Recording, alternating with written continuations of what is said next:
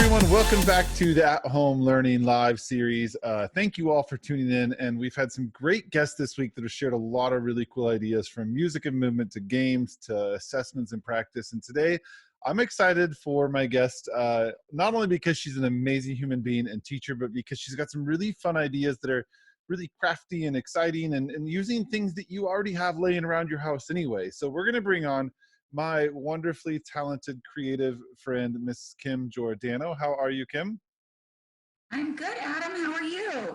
I'm doing awesome. It's so good to see you. I know that you have been working hard nonstop every single day for your little ones in California. You're teaching from home in that lovely makeshift classroom you have there. I'm trying. Well, now I know that you're just like the educators out there that are doing their best, and I've seen the pictures you're posting. It looks like your kids are really enjoying it, and you're making it just as fun as possible. I know it's hard to be fun in this setting, but I know when I sent to you and said, I love your crafty creativeness, and that's what I always tell people about you.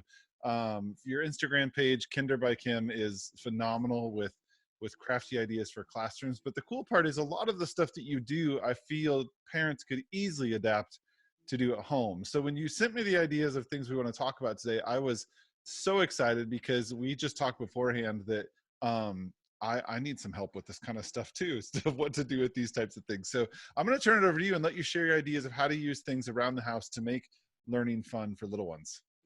Thanks, Adam. Well, I was trying to think what would be really easy for parents. And I know getting kinders, and particularly first graders, to write, if you just have them sit and write on a piece of paper, color a picture every day, it gets really boring. So one of the activities I've actually done in my classroom over the years is take class pictures from the school year, but obviously I'm taking class pictures from my home. I'm not class pictures, family pictures from my home. And you pick a picture that's engaging or something that your child has done, even in the past, glue it on or scotch tape it onto a piece of paper and have them write a little story or a caption or something that goes with that picture. Super easy, really engaging, because kids love to see themselves. If they're the center of attention, you're going to get them to write. So you can put a whole book together. I mean, these are old pictures of when my daughter went to Disneyland, but even for her, it would be fun to write captions to them. So that's one idea. Go dig in your piles of things you haven't put on Shutterfly or made into a photo album, and get your kids writing about experiences that they've had. Or they can make it up. They can just make up words that the person in the picture would be saying. Okay.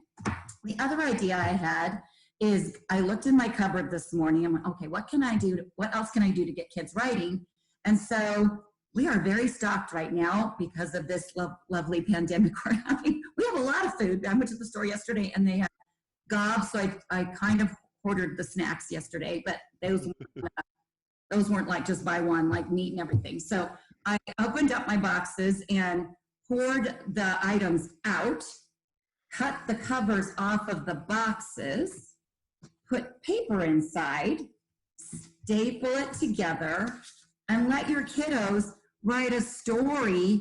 It doesn't even have to be about vanilla wafers. It can be any story they want, but just the fact of putting it in a food container. I found vanilla wafers, Pop Secret, and even a large M&M bag that I have proceeded to eat. Stress. There was only a few left, so I made that one into just to cut it apart, put paper inside, and I think that'll be really engaging for kinders to get them excited about writing something instead of just a plain piece of paper. That is so cool. I know, not even just kinders. I think my daughter is in junior high and would love that. And here's the cool part about that. I don't know in your area, but where we are because of the stopping the spread, right?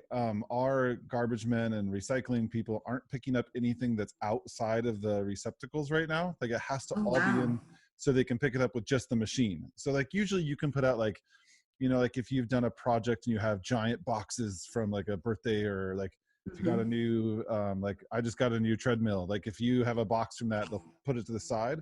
They're not touching anything. Like they're just staying in their trucks. So our recycle bin overflows.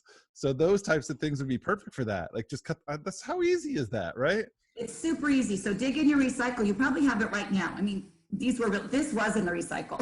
I'm like, okay, I can giant, but even if you just have little potato chip bags work for that too. So if you have the individual lunch bags that kids have, just kind of wipe them out a little bit, put paper inside. that would be something I actually would be doing with my kinders at this point in the year at school anyways, just to get them motivated. So that's kind of a fun idea to try.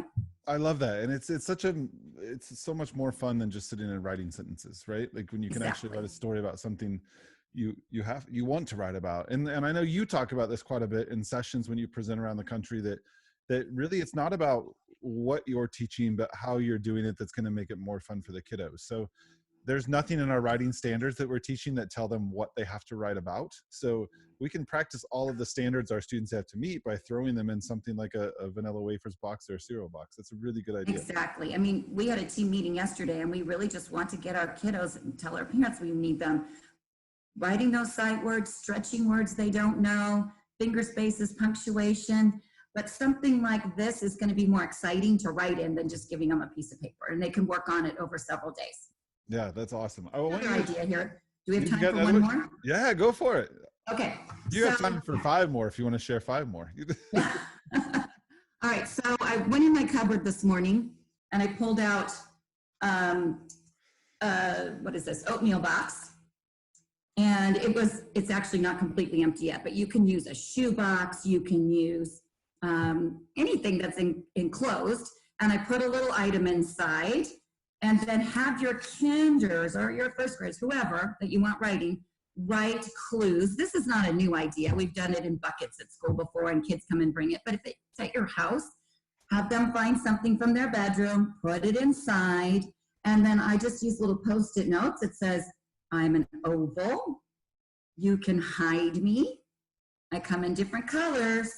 You can collect me. All right, Mr. Peterson, what do you think I am? An Easter egg? And then you open up if you did a good job with your clues. I'm going to feel really bad if I'm wrong. All right. Okay. But that's fun. That's a great way to get kids writing. Have them write the clues. That is cool. Yeah. That's, any kind of container. Awesome idea. Well, and I know we keep mentioning kinder because Kim is a kindergarten teacher, and that's what I taught, and that's what we talk about all the time, the two of us. But we both have daughters that are in junior high, and I'm thinking, so my daughter and my son have been like they want to like make scavenger hunts and give us clues about things. So any grade could get into it. You turn that into a family game, really, at home. Easily. And you can use more descriptive words with older kids and have them make it more challenging for the other person to figure out. That's awesome. The actual containers hidden, you could do a kind of hide and seek thing too. Very, very cool. Well, I know you are busy.